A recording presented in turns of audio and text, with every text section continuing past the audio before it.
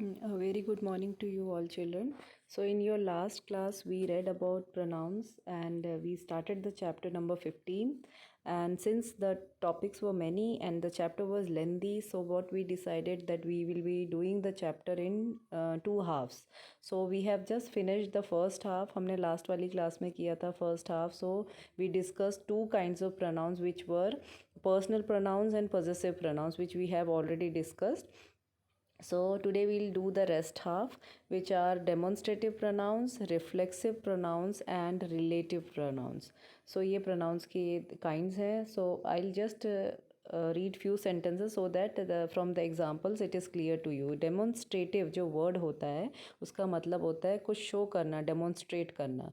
तो जब वो किसी चीज़ को show कर रहे हैं, this, that, those, जिसको हिंदी में बोलते हैं यह, ये, वे, वो, तो हम किसी चीज़ को शो करें, किसी चीज़ के बारे में बता रहे हैं. So these are the words which show something.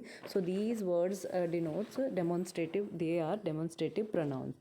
But we should not get confuse. यहाँ पर tip of the day they have written that we should not get confuse between demonstrative pronouns and demonstrative adjectives. इन दोनों के बीच में क्या difference है? अगर इन words के बाद it is followed bye a noun, अगर इन वर्ड्स के बाद नाउन आता है तो ये डेमोन्स्ट्रेटिव एडजेक्टिव हो जाते हैं. बट अगर इन पर्टिकुलर वर्ड्स के बाद हेल्पिंग वर्ब आता है, इज़, वॉज, ये सारी चीज़ें आती हैं तो इट बिकम्स अ प्रोनाउन. ठीक है, demonstrative pronoun. So this is the only difference between, it is a major difference between demonstrative pronoun क्या होता है और डेमोन्स्ट्रेटिव एडजेक्टिव क्या होता है. एडजेक्टिव में दिस, इस वर्ड के बाद नाउन आता है एंड प्रोनाउन में इस वर्ड के बाद हेल्पिंग वर्ब आता है. So for example we see these example. This is my umbrella, ये मेरा अम्ब्रेला है. So this is my umbrella is. These are umbrellas, are लगा है, हेल्पिंग वर्ब है, नाउन नहीं है इसीलिए ये डेमोन्स्ट्रेटिव प्रोनाउन है. ये, वो, यह, वे, ये these are all, these, that, those are all demonstrative pronoun. So this is very easy. जैसे दीज, यहाँ पर डिफरेंस दिया हुआ है. दिस इज़ अ ग्लास, ये हो गया demonstrative pronoun because is a glass. लेकिन नेक्स्ट है दिस ग्लास इज़ फ्रेजाइल. तुरंत उसके बाद दिस के बाद ग्लास आ गया, तुरंत ही उसके बाद नाउन आ गया. So now it is a demonstrative adjective. वहाँ दिस के बाद इज़ आया था, वो हेल्पिंग वर्ब था तो वो प्रोनाउन था, डेमोन्स्ट्रेटिव प्रोनाउन. ये डिफरेंस बताने के लिए बताया. जैसे two sentences are almost same, एक जैसे दिखने वाले हैं बट है नहीं. जैसे दीज आर मफिन्स, दूसरा है these muffins are delicious. So first sentence these are muffins, so are क्या है? हेल्पिंग वर्ब है. So this these is followed by an helping verb, so it is demonstrative pronoun. यहाँ difference पता करना होगा. And these muffins are delicious, तो these के तुरंत बाद क्या आया? मफिन आया जो कि नाउन है. और अगर इसके तुरंत बाद नाउन आता है तो ये डेमोन्स्ट्रेटिव प्रोनाउन नहीं होगा, they will be demonstrative adjective. So this is the difference. So हमने अभी दो क्या पढ़ लिए? हमने अभी पहले हमने पॉजेसिव प्रोनाउन और हमने पर्सनल प्रोनाउन पढ़ लिए थे. And now today we have learn one more demonstrative. Now we learn two more, relative pronouns and reflexive pronouns. और व्हाट आर रिलेटिव प्रोनाउंस? जब हम रिलेटिव, देखिए आपको नाम से थोड़ा सा you will be understanding it more. Relative means किसी चीज़ से रिलेशन जोड़ना, किसी चीज़ के बारे में बताना. जब हम कोई एक ही सेम सेंटेंस में किसी चीज़ के बारे में बात कर रहे हैं, उसी बात के ऊपर हम फिर से जाते हैं, दोबारा हम उस बात को बताना चाहते हैं. So what we use relative pronoun. जैसे this is the girl who won the match, ये वो लड़की है जिसने मैच जीता. सो जिसने जो ये वर्ड था वो किसके बारे में? उस लड़की के बारे में हम पहले ही सेम सेंटेंस में बात कर चुके हैं. So what is happening? The same subject which for which we are talking, जिस नाउन के बारे में हम बात कर रहे हैं, उसी की रेफरेंस के लिए जो वर्ड दोबारा यूज़ किया जाता है सेम सेंटेंस में, उसको बोलते हैं रिलेटिव प्रोनाउन. जिसमें हु, विच, हुज और कभी कभी दैट भी आता है. वैसे तो दैट, दीज, दोज क्या है? डेमोन्स्ट्रेटिव है. लेकिन अगर सेंटेंस में सेंस ऐसे बन रहा है, this is the book that I bought from the book fair, ये वो बुक है जिसे मैंने बुक फेयर से ख़रीदा था. तो यहाँ पर दैट का सेंस बदल जाता है. यहाँ पर that will not be a demonstrative pronoun. Now यहाँ पर that will be a relative pronoun. जब यहाँ पर इस तरीके से दैट यूज़ किया जाता है then it will be a relative pronoun. So जिसे, उसे, जिसे, जिन्हें, जो भी होता है जिसके बारे में हम दोबारा बता रहे हैं, ये वो चीज़ है जिसे. so that will be relative pronoun. So here are few examples which you can see. Have you seen the child whose hair is curly? क्या तुमने उस बच्चे को देखा जिसके बाल कर्ली हैं? So हमने ऑलरेडी बता दिया what we are talking about. We are talking about a child whose hair is curly. So हमने सब्जेक्ट या नाउन के बारे में बात कर ली है एंड हम उसके बारे में फिर से रेफरेंस जिन वर्ड से देते हैं, they are known as relative pronouns. And now the last one is reflexive pronouns. हमने 4 पढ़ लिए हैं, personal, possessive, demonstrative, relative, and now the last one is reflexive pronoun. Reflexive pronoun we use when the doer of action is also the receiver of action. When we are talking about, when in a sentence we are talking about the same person who is doing the thing and he is receiving the action. मतलब my self, अगर मैं अपने बारे में बोलती हूँ my self, मैंने खुद ने, देम सेल्फ, उसने खुद अपने आप से. when we use such kind of words, ourselves, myself, herself, himself, self मतलब खुद से. सो जो हम इस तरीके के वर्ड्स यूज़ करते हैं, ये एक हिंट है. सेल्फ ज़्यादा जनरली यूज़ होता है. Self, my self, them self, your selves. जब प्लूरल होता है तो SELVES हो जाता है, सेल्व्स, F हट जाता है, सेल्व्स. एंड जब सिंगुलर है तो my self, your self, her self, him self. So all these words are known as reflexive pronoun because we can say that when the object of the sentence is same as the subject, हम दोनों के are self, मुझे खुद को, उसे खुद को. So self जहाँ पर भी आता है, object and subject are the same, we use reflexive pronouns. So children, I hope this is very clear to you. So what you have to do, you have to look at the table carefully and you have to read it. You have to give a reading also and you have to learn it also कि किस subject pronoun के साथ क्या reflexive pronoun लगते हैं. ये बहुत easily in this table they have very easily explained you.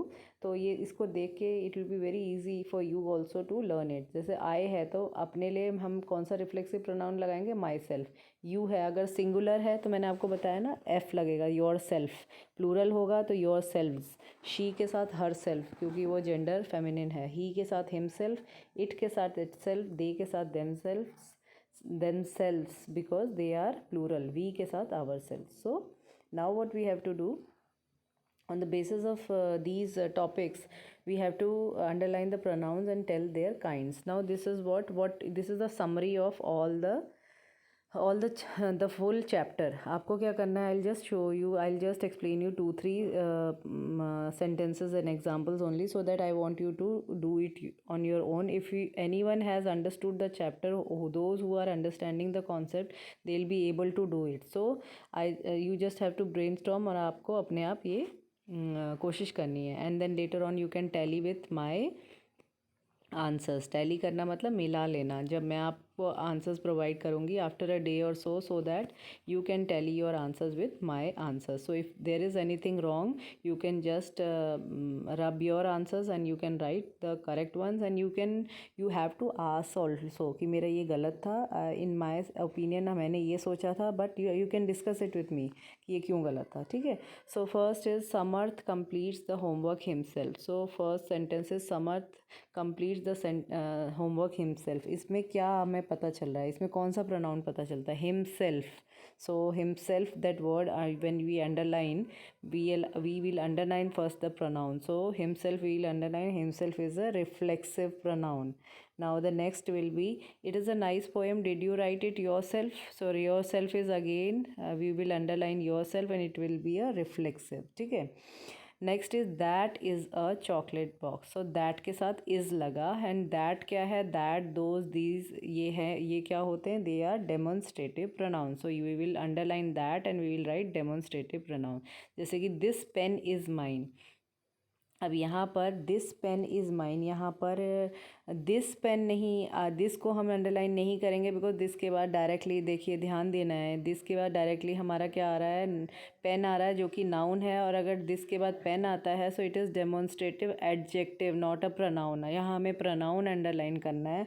सो हम क्या अंडरलाइन करेंगे, दिस को नहीं करेंगे, हम माइन को अंडरलाइन करेंगे बिकॉज माइन और जो भी हमारा होता है mine, these kind of words, they are what, जो हमने पढ़ा था पहले, पोजेसिव. माइन, योर्स, आर्स, ये सारे जो भी होते हैं वो पोजेशन बताते हैं. तो ये क्या होगा, पोजेसिव प्रोनाउन. सो ध्यान देना है. ठीक है. जैसे फिफ्थ में, these are my friends, I play with them, ये सारे मेरे फ्रेंड्स हैं, मैं उनके साथ खेलता हूँ. सो क्या है, दीज आर हेल्पिंग वर्ब लगा तो दीज है, so these will be underline and it will B what demonstrative pronoun. So this is easy, and if you understand it properly you will be able to write it. So ठीक है, आपको ये you have to do this assessment exercise. Now the sixth exercise, filling the blanks with correct pronoun as indicated. So what you have to do, you have to write the correct pronoun. Boys behave dash, so you have to fill it with reflexive pronoun. So sentence का sense कैसे बनता है, boys behave, boys के बारे में बोल रहे हैं, अगर हम boys को कोई कमांड दे रहे हैं कि boys behave yourself, so what you will you yourselves, boys behave your selves, because boys है प्लूरल, योर सेल्व्स, अपने आप को बिहेव करो. ठीक है. नेक्स्ट जैसे एग्जांपल है, Aayush dash have made a beautiful painting. So subject pronoun, so subject pronoun में क्या होता है, you we he she. So you have made a beautiful painting. So इस तरीके से you have to filling the blanks. आपको object, reflective, demonstrative, जैसे dash are oak trees. Demonstrative में क्या होता है, दीज दैट दोज. आप please whenever you are doing the thing, it's okay if you are not able to understand, you can just go back, फिर आप reflexive demonstrative के examples पढ़ सकते हो, फिर कर सकते हो. Because when you do it yourself you will be able to get the confidence also and you will be able to understand. Okay, and later on I will be providing you all the answers, but on the basis of what I taught you, you have to do the exercises. Next is complete the table of pronouns. यहाँ हमने table इसका complete करना है, which is very easy. मैंने आपको पहले भी बताया, there are some tables which we will be you can learn also. और इसी के बेसिस पे इसका, जैसे आई है उसका अगर ऑब्जेक्ट प्रोनाउन करना है तो मी आएगा, mine, myself, I, me, mine, myself. We का क्या होगा, we, us, ours, our selves.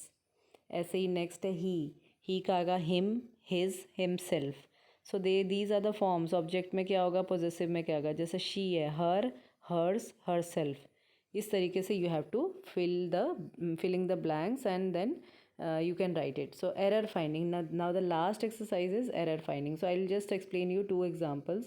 There are errors. जब आपको पता चल गया कि ये पूरा चैप्टर किस चीज़ पे है और क्या यहाँ पर गलतियाँ, सो अब आपको इसमें गलती निकालनी है. अगर जो भी एरर है उसको आपको सर्कल या अंडरलाइन करना है और जो राइट आंसर है वो सामने लिखना है. जैसे Richa repaired the box her selves. So इस सेंटेंस में what is wrong children here, her selves is wrong because Richa is a single person and herself will be the right answer. So जिसे grammar समझ आई, जिसे knowledge हो गई, वही ये सही कर पाएगा. सो हर सेल्फ्स को अंडरलाइन करना है या सर्कल करना है, because it is not mention what we have to do. We can circle also and we can underline also. और उसको, इसका मतलब हमने ये वो एरर फाइंड कर लिया. And what we will write herself in the given blank. Now the next is, did you see the parrot whom can talk. So whom can talk नहीं होगा, did you see the parrot who can talk. So who आएगा. ठीक है. Next is, सो हुम को underline करेंगे and who लिखेंगे सामने. I gave her some crayon. So I gave her some crayon नहीं होता है, एस नहीं लगता, I gave her some crayons. So we will write, we'll underline hers and we'll write her. So like this you have to finish. So I hope this chapter is quite clear, and for any doubts and queries you are free to ask me in your next class. So thank you and have a nice day.